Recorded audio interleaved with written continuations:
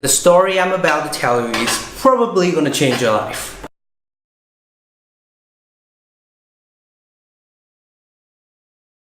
What up everyone, it's Andy from 5 Minutes About iOS. I gotta be honest with you, I always have trouble with my schedule.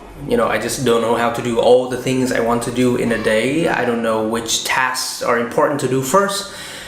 I try planning ahead my activities for the day, but I usually end up doing nothing. So, you see, I'm always getting caught up worrying about the future, about how much work lay ahead for me to do, while regretting about the past, about the things I could have done. So recently I've been reading this book called The Miracles of Mindfulness by Thầy Thích Nhất Hạnh, in which I came across a very meaningful story. It is a parable written by Leo Tolstoy, a remarkable Russian author from the 1800s. This story has completely changed my perspective ever since I read it. I hope you enjoy it. Now, without further ado, let me get into it. This is the story of the Emperor's 3 questions. Tolstoy did not know the Emperor's name. One day, it occurred to a certain emperor that if only he knew the answers to 3 questions, he would never stray in any matter. What is the best time to do each thing? Who are the most important people to work with? What is the most important thing to do at all times? The emperor issued a decree throughout his kingdom announcing that whoever could answer the questions would receive a great reward. Many who read the decree made their way to the palace at once, each person with a different answer. In reply to the first questions, one person advised that the emperor make up a thorough time schedule consecrating every hour, day, month, and year for certain tasks, and then follow the schedule to the letter. Only then could he hope to do every task at the right time. Another person replied that it was impossible to plan in advance and that the emperor should put all vain amusements aside and remain attentive to everything in order to know what to do at what time. Someone else insisted that by himself the emperor could never hope to have all the foresight and competence necessary to decide when to do each and every task. And what he really needed was to set up a council of the wise and then to act according to that advice. Someone else said that certain matters require immediate decision and could not wait for consultation. But if he wanted to know in advance what was going to happen, he should consult magicians and soothsayers. The responses to the second question also lacked accord. One person said that the emperor needed to place all his trust in administrators, another urged reliance on priests and monks, while others recommended physicians. Still, others put their faith in warriors. The third questions drew a similar variety of answers. Some said science was the most important pursuit. Others insisted on religion. Yet others claimed the most important thing was military skill. The emperor was not pleased with any of the answers, and no reward was given. After several nights of reflection, the emperor resolved to visit a hermit who lived up on the mountain and was said to be an enlightened man. The emperor wished to find the hermit to ask him the 3 questions, though he knew the hermit never left the mountains and was known to receive only the poor, refusing to have anything to do with persons of wealth and power. So the emperor disguised himself as a simple peasant and ordered his attendants to wait for him at the foot of the mountain while he climbed the slope alone to seek the hermit. Reaching the holy man's dwelling place, the emperor found the hermit digging a garden in front of his hut. When the hermit saw the stranger, he nodded his head in greeting and continued to dig. The labor was obviously hard on him. He was an old man, and each time he thrust his spade into the ground to turn the earth, he heaved heavily. The emperor approached him and said, "I have come here to ask your help with 3 questions. When is the best time to do each thing? Who are the most important people to work with?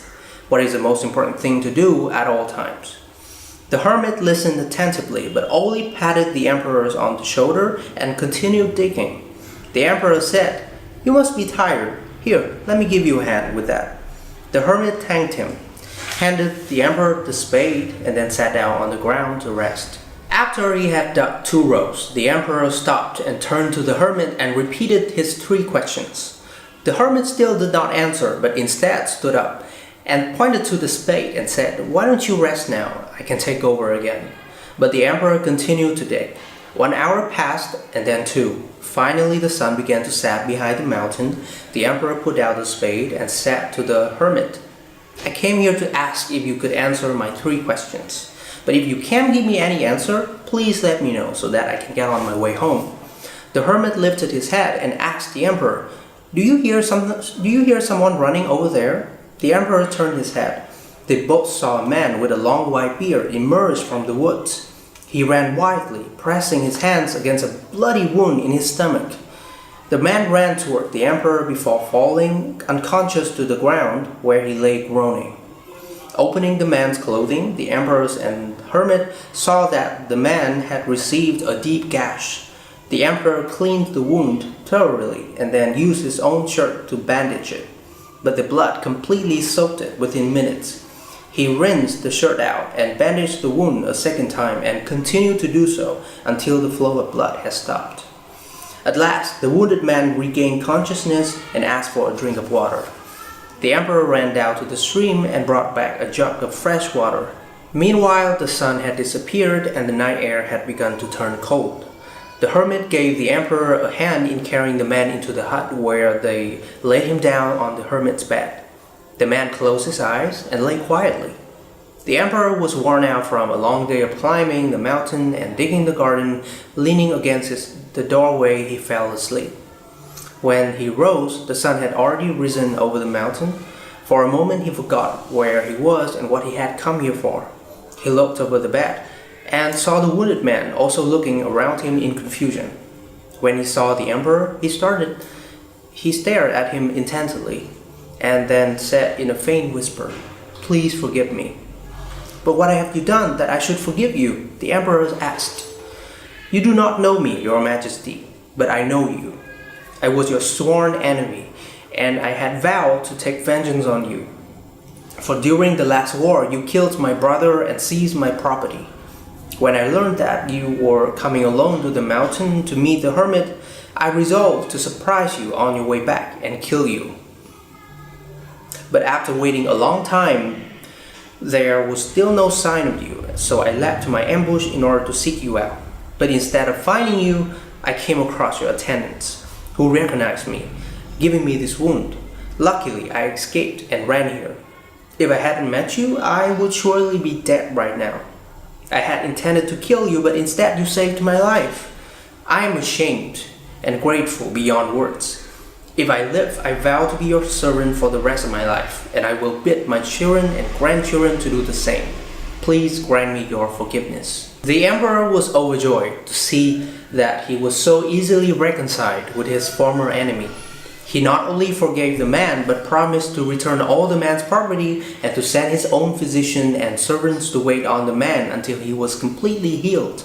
After ordering his attendants to take the man home, the emperor returned to see the hermit. Before returning to the palace, the emperor wanted to repeat his 3 questions one last time. He found the hermit sowing seeds in the earth they had dug the day before. The hermit stood up and looked at the emperor. "But your questions have already been answered." "How's that?" the emperor asked, puzzled. "Yesterday, if you had not taken pity on my age and given me a hand with digging these beds, you would have been attacked by that man on your way home. Then you would have deeply regretted not staying with me.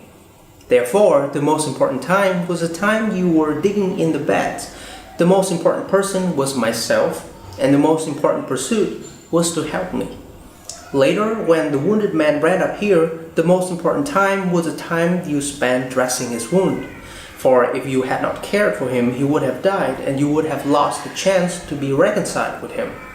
Likewise, he was the most important person, and the most important pursuit was taking care of his wound.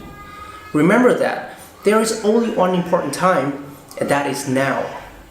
The present moment is the only time over which we have dominion.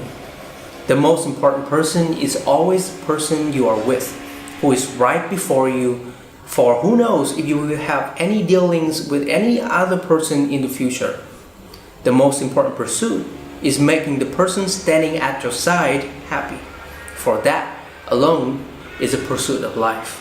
So, what can you get from the story? Please comment down below what you think. For me personally, what I can gather from this story is that I should pay more attention to everything I am doing on the present moment, right now, instead of getting caught up in the past or in the future. And of course, the moral of this story is that I should take time to appreciate people around me and make them happy.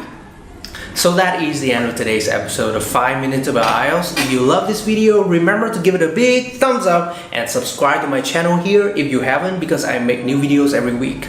I'm Andy from 5 Minutes About IELTS. That is a wrap, and adios!